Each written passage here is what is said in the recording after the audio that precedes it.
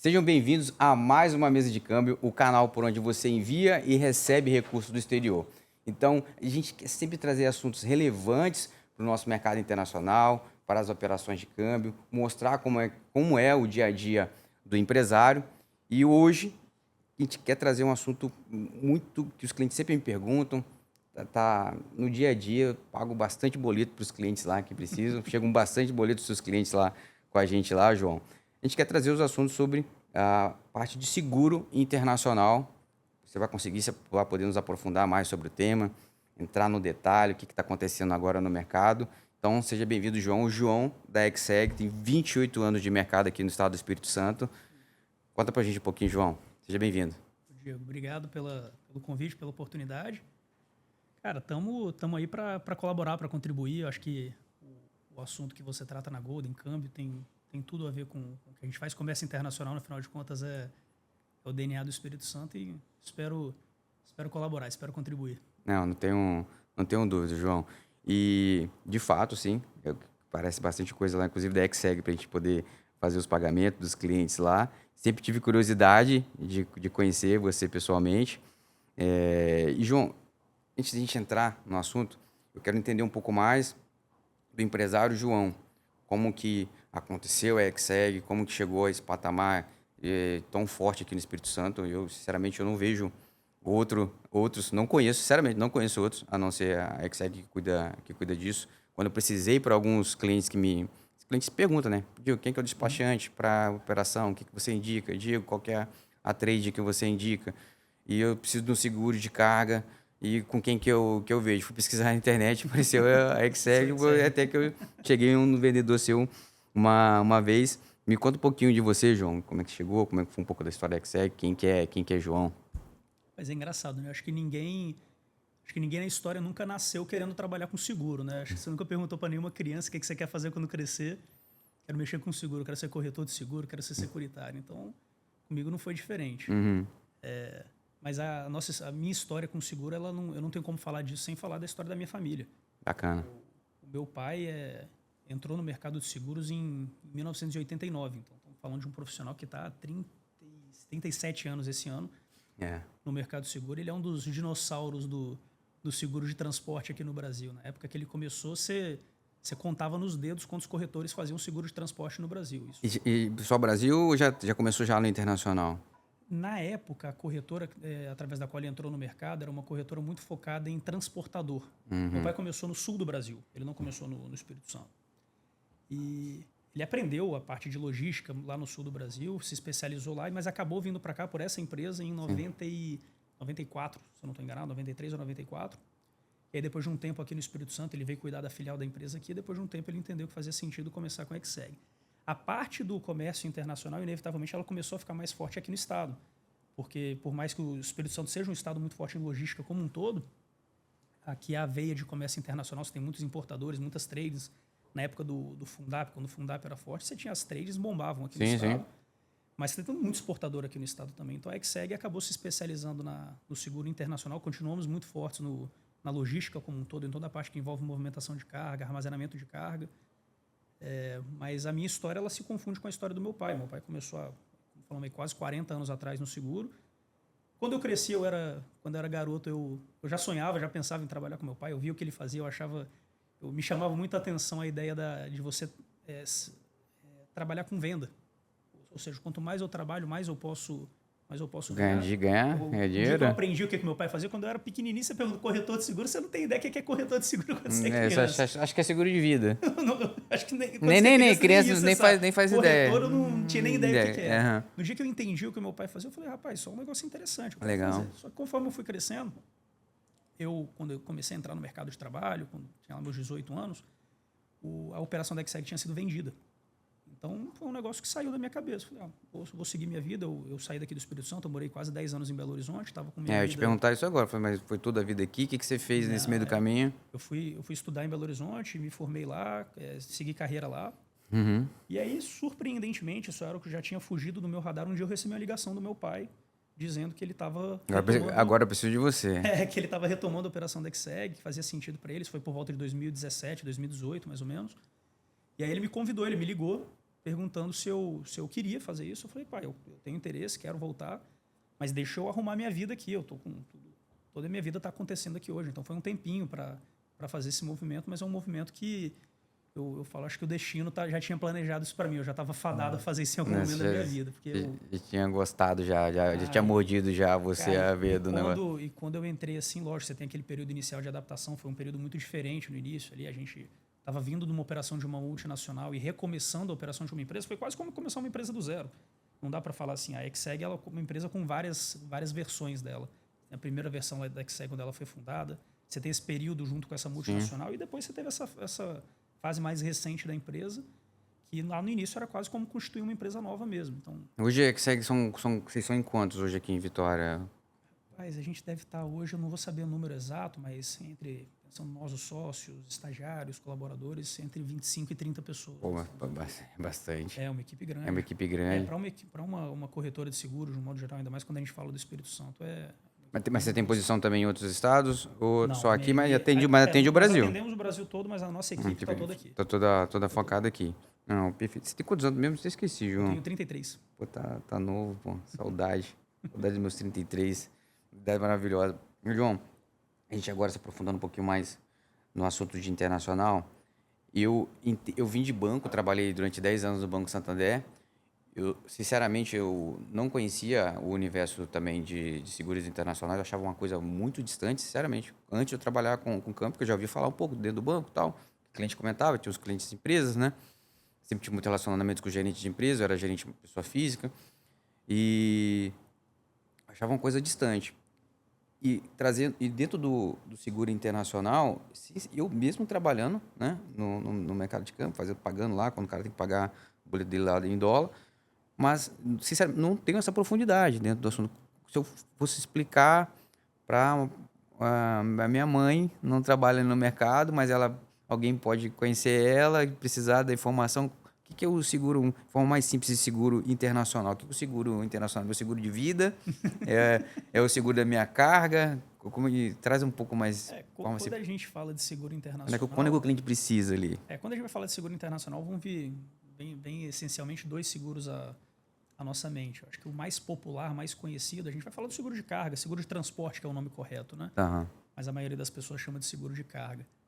E é um seguro, essencialmente, contra o risco de dano. Eu estou exportando a minha mercadoria, qualquer que seja ela, os diferentes riscos que cada tipo de mercadoria, cada tipo de negócio carrega, para cada país, para cada operação, para cada perfil de logística, mas é um seguro, essencialmente, para proteger contra os riscos de danos e alguns riscos acessórios. Então, eu tenho uma mercadoria, essa mercadoria ela é sensível, ela pode simplesmente o container bater no outro container e aquela mercadoria variar, o container pode tombar na estrada, pode cair no oceano, pode ser danificado numa movimentação num porto.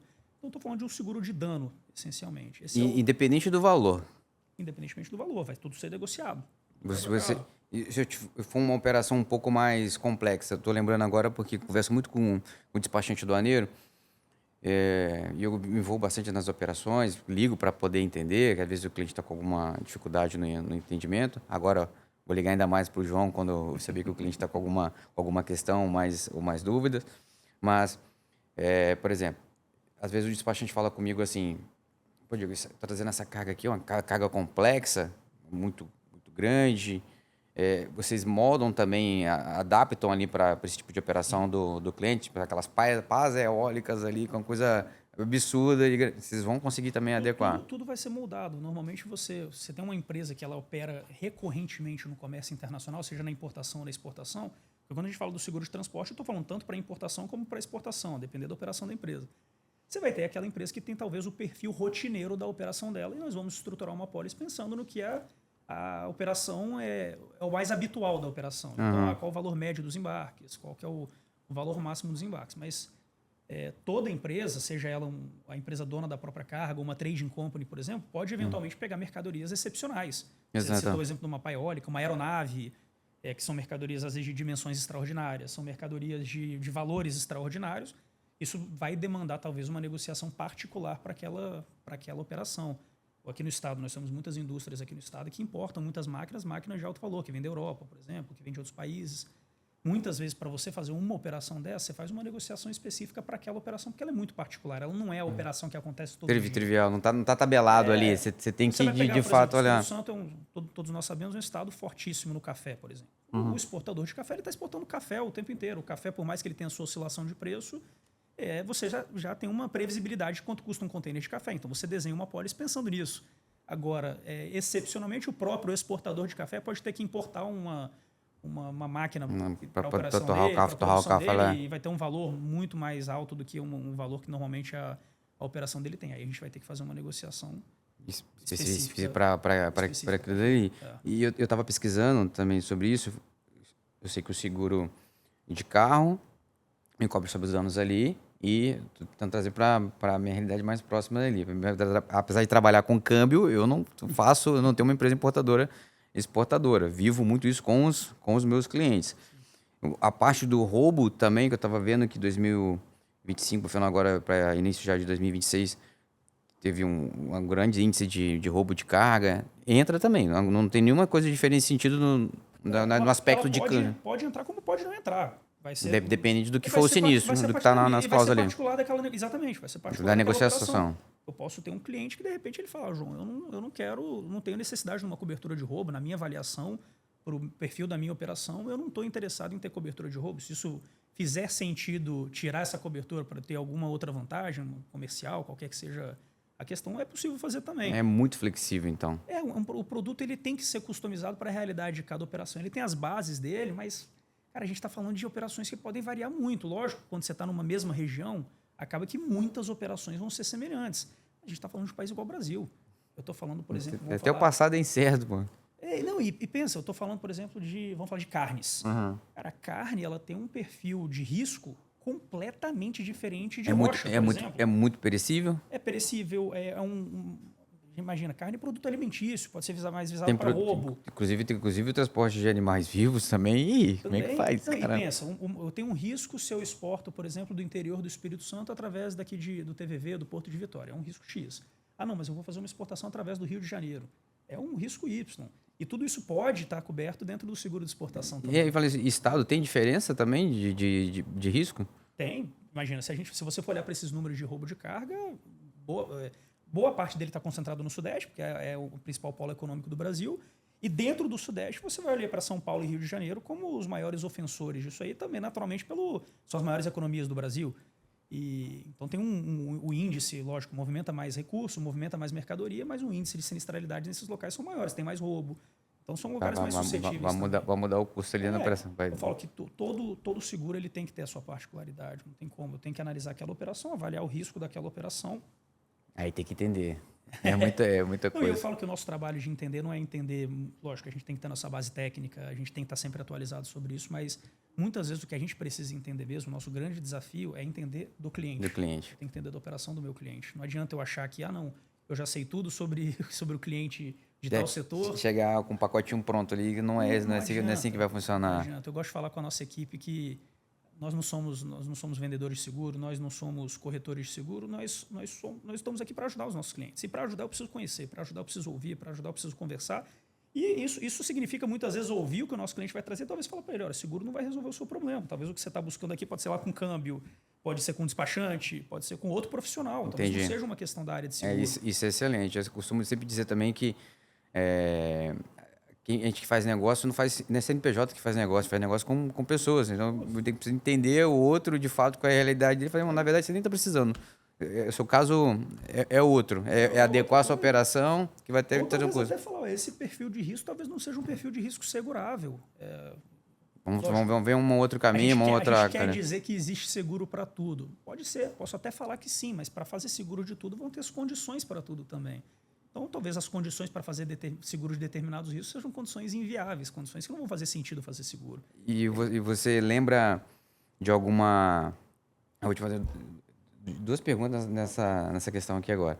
Você lembra de algum caso específico, assim, cara, esse seguro que foi bem exótico, de algum produto e algum sinistro também que você fala assim, rapaz, esse daqui foi acaba, acho que sendo a mesma coisa, né? Um seguro específico. Ah, não, é diferente. Um seguro de uma carga muito exótica e um sinistro também, assim, esse aqui foi um caso complicado, assim, se tiver mais fácil na memória, assim. Assim, tem sinistros que chamam a nossa atenção normalmente, não necessariamente de cargas exóticas, porque acaba que quando o cliente já está fazendo o seguro com a gente já sabe quais cargas ele está transportando e a gente sabe que pode chegar um sinistro daquilo a qualquer momento. Então, Já acaba faz, que não vai né, tu já faz preparando, já sabendo, irmão, pode acontecer. a gente está ali né? para isso, né? É para isso. Mas assim, se acontecer um sinistro, não vai surpreender a gente que aconteceu um sinistro com aquela carga, não exatamente, mas chama atenção casos para a gente sinistros de alto valor, muitas vezes, que a gente já teve sinistros com valores muito expressivos, valores que realmente, se a empresa não tivesse segurado naquele momento, poderia ser um baque muito grande para a empresa. Isso eu acho que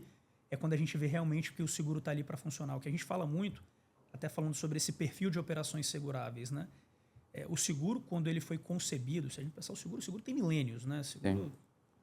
Posso rastrear seguro lá, as primeiras embarcações ali no Oriente Médio, seguro de transporte principalmente.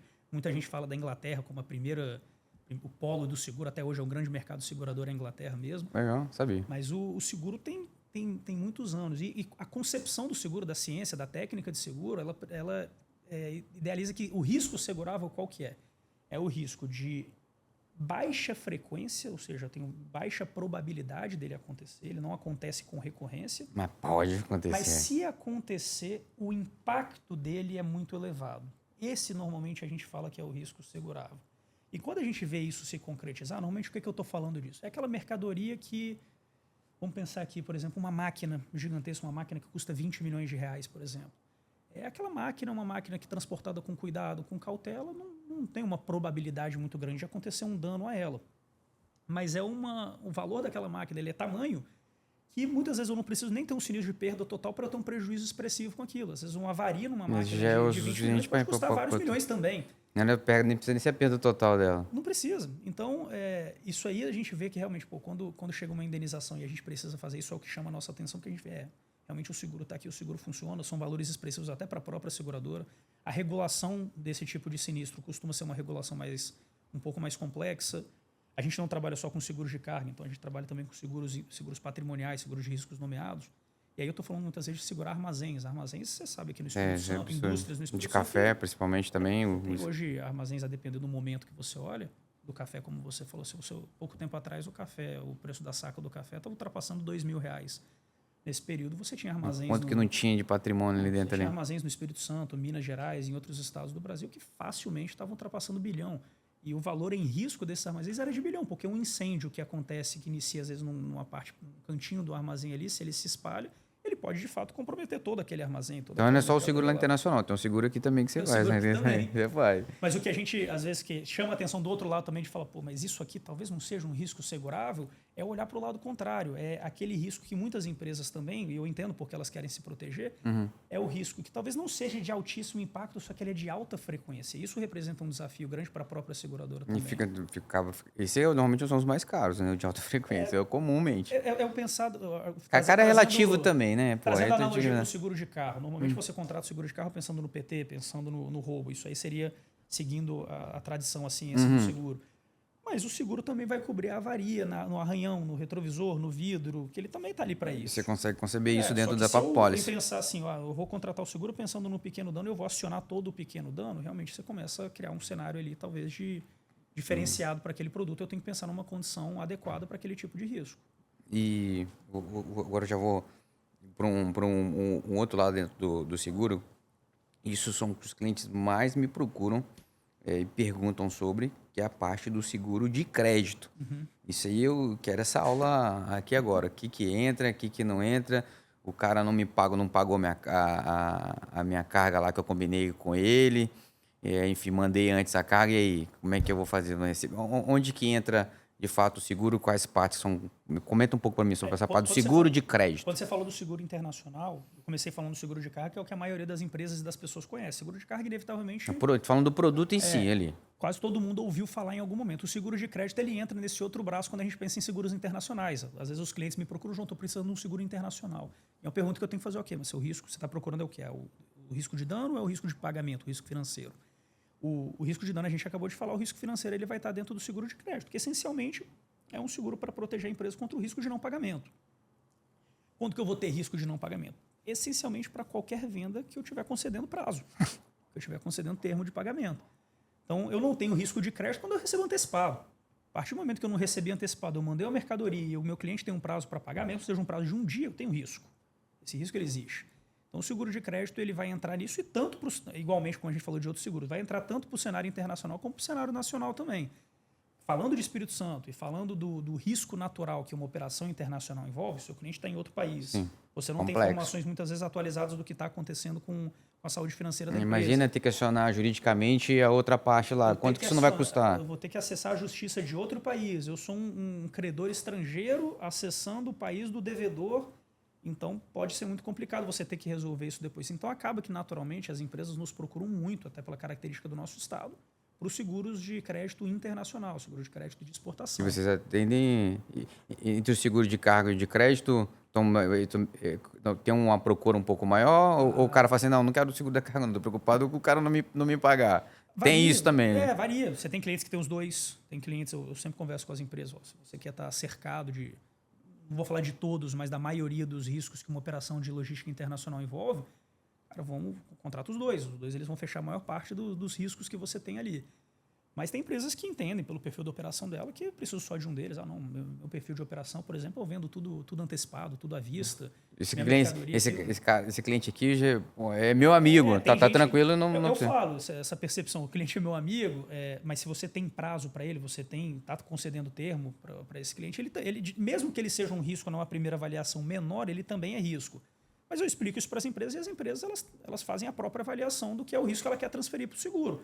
As empresas muitas vezes fazem a avaliação. Não, esse risco aqui eu entendo que eu quero ficar com ele. Quero ficar com ele. Igual quando a gente tira lá do seguro de carro, né? Falar, esse daqui eu acho que eu não quero. Esse aqui para ficar com 10 carros a mais não seria nem do seguro, é um benefício. Não sei como é que eu diria tecnicamente, né? Esse benefício dentro do seguro lá, não quero. A cobertura. Não preciso. Mas falando de que eu conheço muito cliente do exterior, eu vou te apertar aqui que eu vou te fazer aqui essa pergunta, hein? Como nossa conversa nem não é combinada, vai ficar até interessante aqui. Mas aí o cara é meu amigo e o cliente que eu comprou há 10 anos lá fora. Mas aí teve uma guerra, teve um embargo econômico. Uhum. Tem cláusula no seguro lá que vai falar que não cobre. Sempre o seguro tem umas questões lá que mas a gente sabe que não é maldade, é regulamentação, não cobre, a seguradora não quer aceitar. E aí o cara é meu amigo, não quis fazer, mas aí teve uma guerra lá fora, principalmente agora nesse cenário, questão Irã e tal, apesar de não poder importar do Irã, tem embargo econômico, mas no meio do caminho aí, algum como é que se fala? Esqueci agora, travessia do navio lá, por causa da guerra lá, parou. E aí? O seguro cobre também no caso desse de guerra? Às vezes a resposta que a gente dá não é a resposta que muitas vezes a pessoa quer ouvir, muito depende. Tem circunstâncias e circunstâncias. Quando o risco ele já existe previamente, é natural que as seguradoras adotem uma posição de não querer entrar em riscos que são riscos muito, muito evidentes. A gente fala que o seguro ele é para proteger você contra riscos futuros e incertos. Em determinadas circunstâncias, o risco é certo. Então, falar no cenário hoje de mundo, seguro de carga para Israel é algo mais restritivo no atual momento. Israel está em guerra, mesmo que tenha um cessar-fogo nesse momento, está em conflito lá. Sim. E esse conflito representa um risco para todas as cargas que estão chegando ali através do mar ali. Uhum. É a mesma coisa quando eu falo de Rússia, Ucrânia. Se você for olhar na maioria das apólices, não só no Brasil, no mundo hoje, a tendência é que haja exclusão para esse tipo de risco. Só que esse é um risco que ele já está caracterizado. Então, para as operações que estão começando hoje, o contrato já vai estar prevendo pode estar prevendo essa exclusão. Como eu te falei, tudo é negócio, tudo é negociado. Pode ser que numa determinada particularidade de uma operação seja negociado uma cobertura excepcional para essas operações. Isso é possível, não é fácil, mas pode acontecer. Agora, pode acontecer também de eu ter um embarque em curso. Vamos falar hipoteticamente, eu estava embarcando para os Estados Unidos. Que não estava nem na esfera da questão. Estados Unidos, lá no território americano, nesse momento hoje, não temos, em princípio, nenhuma guerra. Mas aí entrou alguma guerra lá e bloqueou. E aí? Sei lá, Rússia ataca os Estados Unidos, Venezuela, alguma coisa, Cuba. Acontece um conflito ali que não estava previsto e eu tenho um navio em curso. E esse navio é atingido por isso. É possível que isso tenha cobertura também. Então, tudo eu tenho que analisar as condições daquele contrato, os riscos cobertos naqueles contratos, as cláusulas que eu tenho contratado naqueles contratos e analisar, ok, se acontecer isso depois que eu embarquei, eu tenho ou não tenho cobertura. A mesma coisa vale para o seguro de crédito. Dentro do seguro você tem cobertura para o risco meramente comercial, que é o risco de eu vender para o Diego, e o Diego, porque ele Eu fez simplesmente não quero te pagar. não quer me pagar, Desacordo comercial, você teve um sem problema desbloqueio. nas suas contas ali que naquele momento você não consegue honrar com os pagamentos na data de vencimento original, isso é o risco de mora prolongada, risco comercial normal. Agora, dentro de um contrato, eu posso também ter o risco político, que é o risco, por exemplo, lá no país do Diego, o Diego, empresa top, a empresa funciona direitinho e por ele me pagaria, mas alguma decisão do governo lá do país do Diego impede a remessa de dinheiro para o exterior, por exemplo. E isso algumas seguradoras podem dar Como cobertura também. teve. Não consigo falar exatamente, Lei, o que aconteceu, mas recentemente na Argentina, nem sei como é que tá agora o caso. Eu não lembro de ter recebido algum pagamento especificamente tanto da Argentina. Os clientes não estavam conseguindo mandar o recurso. Há pouco tempo atrás, se você fosse solicitar uma avaliação de crédito para qualquer devedor na Argentina, para Não qualquer conseguia. comprador na Argentina, você não tinha. Começou a ter de novo. Até uma coisa que eu Você tenho falado... você vive isso bem, né? Você o não tempo- consegue. a gente vive o tempo inteiro, porque as empresas, querendo ou não, a Argentina é um puta parceiro comercial do Brasil, é nosso vizinho. A saúde da Argentina é muito boa para o comércio, para o Brasil, para a exportação brasileira. Então, o tempo inteiro as empresas estão nos questionando. Pô, João, tem excelentes clientes na Argentina, empresas muito grandes, muito sólidas na Argentina. Como é que está a aprovação? E a gente, ao longo dos anos, foi acompanhando como é que estava a aprovação de crédito para devedores na Argentina, vendo tudo ser negado. E empresas grandes, empresas que nós fazíamos uma pesquisa por conta própria. Você tá tudo certinho, mas a questão política do país não dá. Era política, era do país, a questão econômica do país, o risco fiscal do país muito grande, o risco de conversão de moeda muito grande. Então, as seguradoras não estavam dando. Em alguns setores, desde o final do ano passado, nós começamos a ver a Argentina voltando a ter crédito para algumas empresas grandes ainda estão tendo crédito. Então, assim, essa situação ela muda. Eu falo que a situação tanto de seguro de crédito como de seguro de carga ela é muito viva. A gente tem que estar o tempo inteiro em contato com os nossos clientes para falar a recusa de hoje ou a aprovação de hoje, ela não quer dizer que é a mesma resposta para amanhã. Isso tudo depende. Depende. Tudo depende. E tem algum mito também na questão de seguro. Você falou que tudo depende e tal, mas tem algum mito mais específico assim que você ouve muito de alguns clientes? No câmbio, deixa eu tentar trazer uma questão do mito aqui. Para o cliente, tem um mito, pelo menos na parte do câmbio, que os clientes sempre falam assim, não, mas o pagamento internacional demora 30 dias, 20 dias para poder chegar. Eu falo, não, isso não existe. Eu acho que faltou aí quem te orientou a explicar que não. Você pagou hoje? Depende do prazo. Se você combinou com o banco que vai chegar amanhã, chega amanhã. Não tem isso, é questão de prazo. Se está demorando, passou 1, 2, 3 dias, dependendo do país, prazo que você rodou de pagamento, no caso, te orientaram errado, deu algum problema nos dados que você colocou que não chegaram. Deixa eu analisar. Tem algum mito que você vê a memória mais fácil assim? Quando você fala de seguro de um modo geral, eu falo que um desafio que a gente tem com a nossa equipe é superar o mito do próprio corretor de seguros, né? Muitas vezes as pessoas têm a percepção de que o seguro é um mal necessário. Então, muito do nosso trabalho é desmistificar isso, de que seguro não precisa ser essa novela, essa dor de cabeça que as pessoas acham que pode ser, não, no dia que eu precisar do seguro, o seguro não vai estar comigo.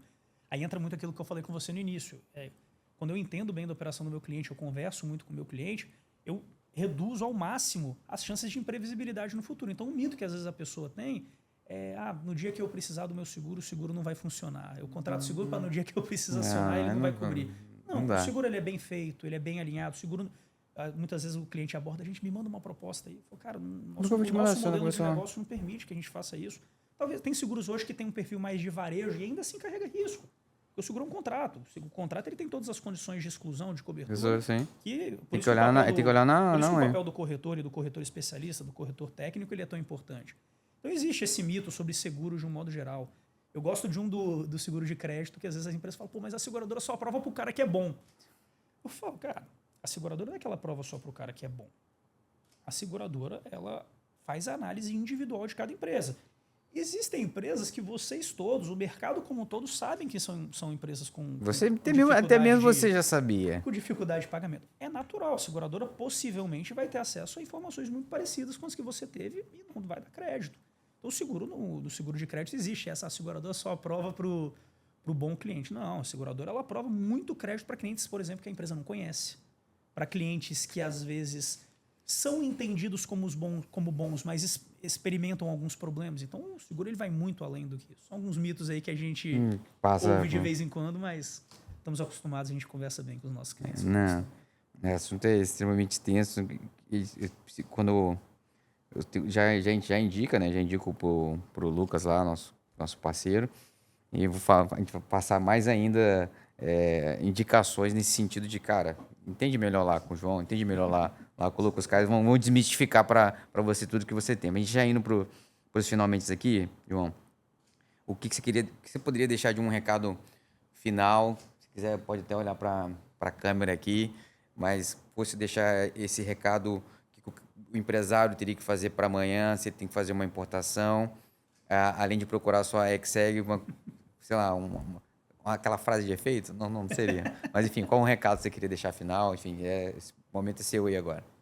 Bacana. O que a gente gosta de falar muito, Diego, as empresas, muitas vezes, elas conhecem dos riscos delas melhores do que a gente mesmo. A gente é convidado, muitas vezes, para conhecer do risco dela, tanto quanto elas conhecem. A gente pede, me conta da sua empresa, para que a gente possa aprender um pouquinho e tentar te dar a melhor orientação possível sobre o que você fazer com o seu risco. Fica com o seu risco, transfere parte dele, transfere ele integral para a seguradora. Então, o recado que a gente gosta de dar para as nossas empresas é: faça avaliação dos seus riscos constantemente. Os riscos mudam. Às vezes, uma visão que você tem dos riscos que você tem, seja o risco de crédito, seja o risco de logística, de dano à carga, de transporte, naturalmente, eles mudam. O risco ele é um hoje, amanhã muda. Tem setores, por exemplo, que as mercadorias têm inflação violenta em períodos curtos. Então, às vezes, num determinado período, o seguro ele entra o risco ele está naquele perfil de risco de baixa frequência e baixo impacto. E conforme o mercado vai mudando, esse perfil de risco muda. Então, se antes, no passado, a gente tem setores que, pouco tempo atrás, o container médio de exportação era $12 mil. Nesse mesmo setor, hoje, o container médio já está na faixa dos $40 mil, $50 mil. Eu não estou falando do mesmo risco. Então, a empresa que ela... Eu estou falando isso independentemente de seguro, tá, Diego? Tá. A empresa que ela está atenta aos próprios riscos, que ela está olhando para os próprios riscos, ela vai conseguir administrar eles melhor, qualquer que seja a decisão que ela tome. E nós estamos aqui para ajudar a empresa a tomar as melhores decisões. Se a decisão que fizer mais sentido para a empresa for, de fato, transferir parte desse risco para uma companhia seguradora... Vocês estão preparados? Estamos preparados para ajudar. Pô, João, foi para mim uma aula. Fiquei muito à vontade aqui com você. Prazer te conhecer pessoalmente. Eu que agradeço. O Lucas, meu amigo, trabalha lá com você, sempre falou muito bem de você. Então, fico contente por você ter aceitado o convite, ter vindo aqui com a gente bater esse papo, esclarecer para o nosso espectador. E quem quiser fazer alguma pergunta que, porventura, não passou despercebido pela gente, tem um caso mais técnico, vai lá no YouTube, no Instagram, enfim, a gente vai aparecer em algum canal. Vai lá, pode fazer a pergunta, eu vou passar para o João. E a gente dá continuidade nesse bate-papo depois aqui. Obrigado, João. Eu que te agradeço, Diegão.